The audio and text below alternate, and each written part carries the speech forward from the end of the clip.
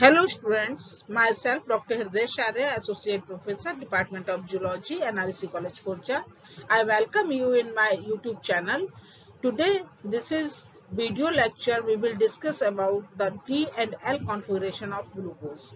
यानी कि हम कैसे पता करेंगे कि ग्लूकोज की कौन सी स्ट्रक्चर डी ग्लूकोज है और कौन सी एल ग्लूकोज।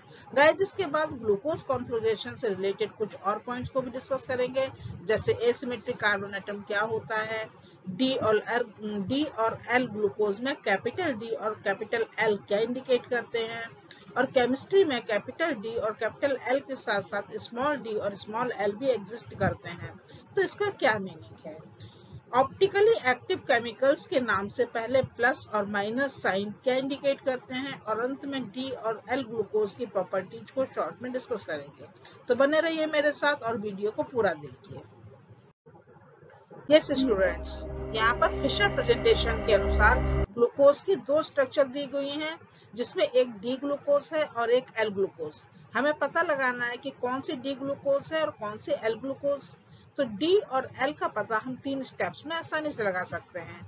इसमें पहला स्टेप है ग्लूकोज की कार्बन चेन में IUPAC रूल्स के अनुसार कार्बन एटम की नंबरिंग करना, और नंबरिंग मेन फंक्शनल ग्रुप की साइड से आरंभ करके नीचे की तरफ करते जाएंगे।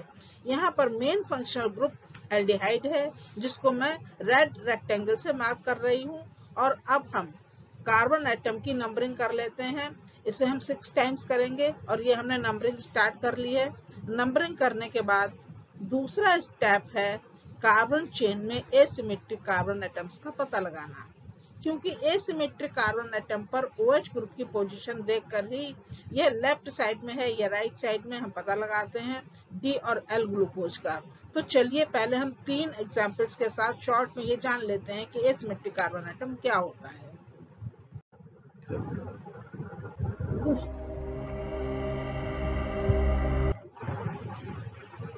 एसिमेट्रिक कार्बन एटम का मीनिंग है किसी कंपाउंड में ऐसा कार्बन एटम जो 4 डिफरेंट ग्रुप्स या एटम से जुड़ा हो।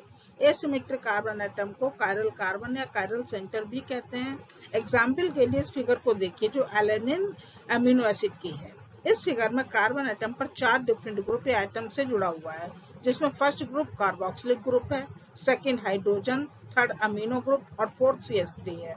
अतः चारों ग्रुप अलग अलग हैं। इनमें से कोई भी 2 एक जैसे नहीं है, इसीलिए मैंने इनको अलग अलग 4 कलर के सर्कल से इंडिकेट किया है। अतः इनको एसिमेट्रिक कार्बन एटम कहेंगे और यहाँ इसको लिख भी देते हैं। अब देखिए इसकी दूसरी फिगर में जो 2 ब्रोमो 3 क्लोरोब्यूटेन की है। इस फिगर के सेंटर में 2 कार्बन प्रेजेंट हैं, जिन्हें रेड स्टार से इंडिकेट किया हुआ है। इसमें फर्स्ट कार्बन एटम पर फर्स्ट बॉन्ड ब्रोमाइड से जुड़ा है, सेकेंड बॉन्ड CH3 से, थर्ड बॉन्ड हाइड्रोजन से, और शेष ये पूरा ग्रुप फोर्थ बॉन्ड से जुड़ा हुआ है। अतः यहाँ भी चारों बॉन्ड डिफरेंट ग्रुप से जुड़े हुए हैं, इसीलिए यह carbon atom asymmetric carbon atom होगा और इसको यहाँ लिख भी देते हैं। अब रेड स्टार से मार्क किए हुए दूसरे कार्बन एटम को देखते हैं और कंफ्यूजन से बचने के लिए पहले इस कंपाउंड पर बनाए इन चारों सर्कल्स को मिटा देते हैं। इस सेकंड कार्बन एटम पर फर्स्ट बॉन्ड क्लोराइड से, सेकंड बॉन्ड CH3 से, थर्ड बॉन्ड हाइड्रोजन से, और शेष ये पूरा ग्रुप फोर्थ बॉन्ड से जुड़ा हुआ है।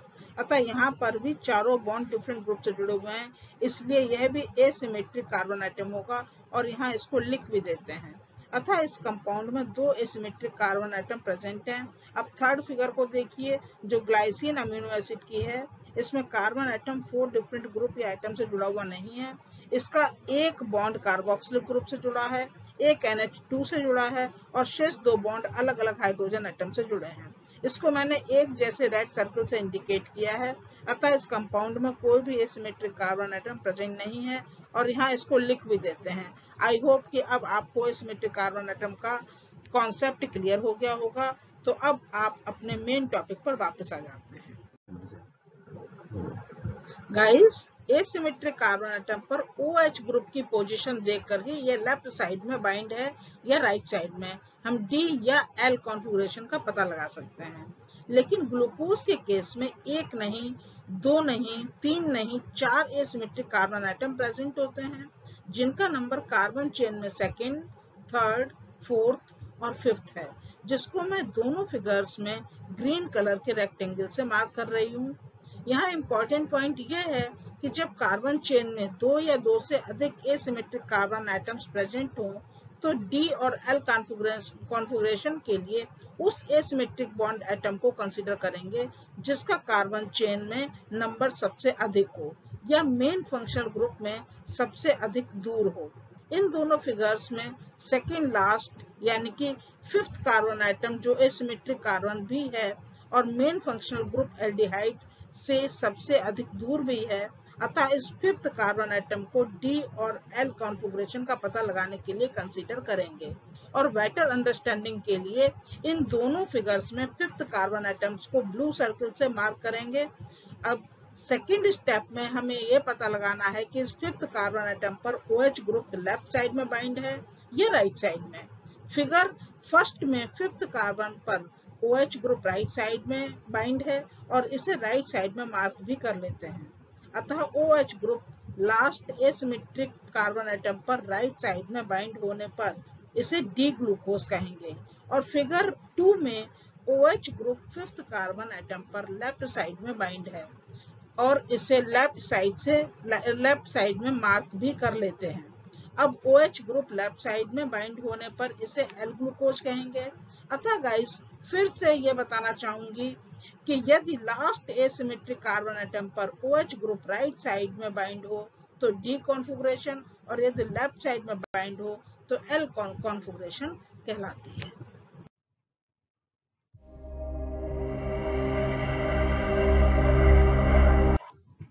यस स्टूडेंट्स, यहाँ पर ग्लूकोज की दो स्ट्रक्चर दी हुई हैं जिनमें एक डी ग्लूकोज है और एक एल ग्लूकोज। यहाँ पर हम डिस्कस करेंगे कि डी और एल ग्लूकोज में कैपिटल डी और कैपिटल एल का मीनिंग क्या है। तो स्टूडेंट्स मैं यहाँ बताना चाहूंगी कि यदि किसी कंपाउंड से पहले कैपिटल डी या कैपिटल एल लिखा है तो ये पर्टिकुलर स्टीरियो आइसोमर्स कंपाउंड का रिलेटिव कॉन्फ़िगरेशन है। डी और एल दोनों दो अलग अलग लैटिन वर्ड डेक्स्टर व लीवस को रिप्रेजेंट करते हैं। जहां डी डेक्स्टर को रिप्रेजेंट करता है इसका मीनिंग है राइट और एल लीवस को रिप्रेजेंट करता है इसका मीनिंग है लेफ्ट।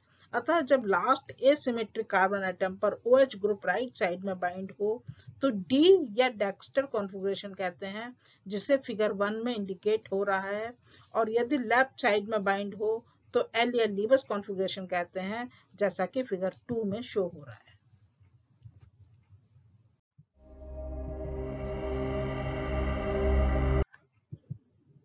यहाँ पर 3 कंपाउंड के नाम लिखे हैं जो या तो प्लस साइन के साथ हैं या माइनस के साथ।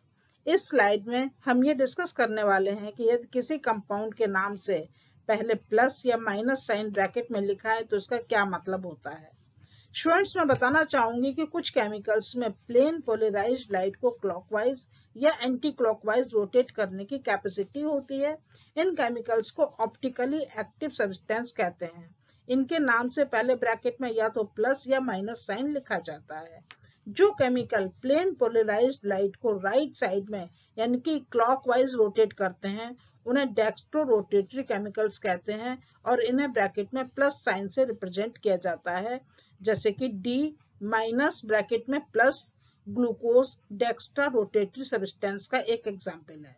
जो केमिकल्स प्लेन पोलराइज्ड लाइट को लेफ्ट साइड में यानी कि एंटी क्लॉकवाइज रोटेट करते हैं उन्हें लीवो रोटेटरी केमिकल्स कहते हैं और इन्हें ब्रैकेट में माइनस साइन से रिप्रेजेंट किया जाता है, जैसे कि एल माइनस ब्रैकेट में माइनस का साइन। ग्लूकोज एक लीवो रोटेटरी सब्सटेंस का एग्जाम्पल है। कुछ ऑथर्स ऑप्टिकली एक्टिव सब्सटेंस की ऑप्टिकल एक्टिविटी को रिप्रेजेंट करने के लिए क्रमशः प्लस और माइनस साइन के स्थान पर स्मॉल डी और स्मॉल एल का प्रयोग करते हैं, जैसे कि यहाँ पर इन दो बॉक्सेस में लिखा हुआ है। स्टूडेंट्स मैं यहाँ बताना चाहूंगी कि कैपिटल डी और कैपिटल एल का स्मॉल डी और स्मॉल एल से डायरेक्ट कोई संबंध नहीं है। कैपिटल डी और capital L last asymmetric carbon atom पर OH ग्रुप की पोजीशन को इंडिकेट करता है, जैसे कि लास्ट एसिमेट्रिक कार्बन पर OH ग्रुप राइट साइड में बाइंड है या लेफ्ट साइड में, जबकि स्मॉल डी व स्मॉल एल कंपाउंड की ऑप्टिकल एक्टिविटी को रिप्रेजेंट करते हैं कि कोई सब्सटेंस डेक्स्ट्रा रोटेटरी है या लीवो रोटेटरी।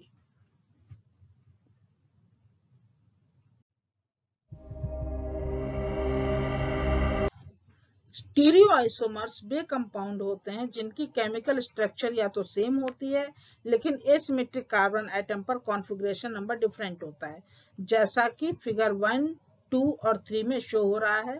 फिगर 2 में 3OH कार्बन कायरल कार्बन पर राइट साइड में बाइंड है और 1OH ग्रुप लेफ्ट साइड में बाइंड है। इसके अपोजिट फिगर 3 में 3OH ग्रुप कायरल कार्बन पर लेफ्ट साइड में बाइंड है और 1OH ग्रुप राइट साइड में बाइंड है। इस प्रकार D व L ग्लूकोज एक दूसरे के स्टीरियो आइसोमर्स हैं। स्टूडेंट्स, किसी ऑप्टिकली एक्टिव कंपाउंड में प्रेजेंट एसिमेट्रिक कार्बन एटम्स के नंबर से उस कंपाउंड के मैक्सिमम पॉसिबल स्टीरियो आइसोमर्स का पता इस फॉर्मूले से हम लगा सकते हैं। इस प्रकार यदि किसी कंपाउंड में n कायरल कार्बन प्रेजेंट है तो इसमें मैक्सिमम पॉसिबल स्टीरियो आइसोमर्स की संख्या 2 की पावर n होगी। इसी प्रकार 1 कायरल कार्बन वाले कंपाउंड में मैक्सिमम 2 स्टीरियो आइसोमर्स हो सकते हैं। 2 कायरल कार्बन वाले कंपाउंड में 4 स्टीरियो आइसोमर्स हो सकते हैं। 3 कायरल कार्बन वाले कंपाउंड में मैक्सिमम 8 स्टीरियो आइसोमर्स हो सकते हैं और 4 कायरल कार्बन वाले कंपाउंड में मैक्सिमम 16 स्टीरियो आइसोमर्स हो सकते हैं। अतः ग्लूकोज में 4 कायरल कार्बन प्रेजेंट होते हैं, इसीलिए ग्लूकोज के मैक्सिमम 16 स्टीरियो आइसोमर्स पॉसिबल हो सकते हैं।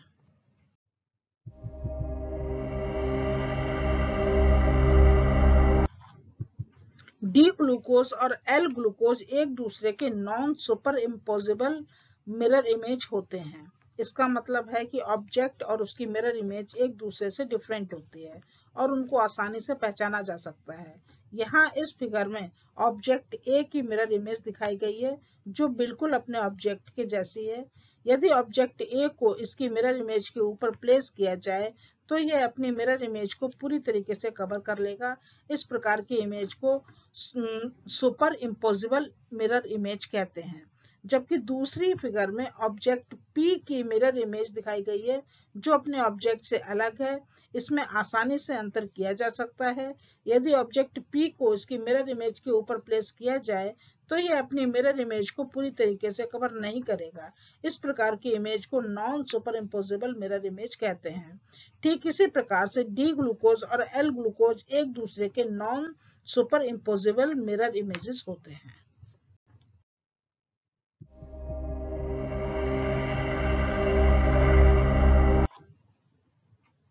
डी ग्लूकोज, जिसे डेक्सट्रोज भी कहा जाता है, नेचर में व्यापक रूप से पाया जाता है, लेकिन एल ग्लूकोज नेचर में नहीं पाया जाता, लेकिन लेबोरेटरीज में इसका सिंथेसिस किया जा सकता है। एल ग्लूकोज को एक लो कैलोरी स्वीटनर के रूप में जाना जाता है और यह डायबिटीज के पेशेंट्स के लिए सुटेबल है, लेकिन अधिक मैन्युफैक्चरिंग कॉस्ट के कारण इसका यूज नहीं किया जाता है।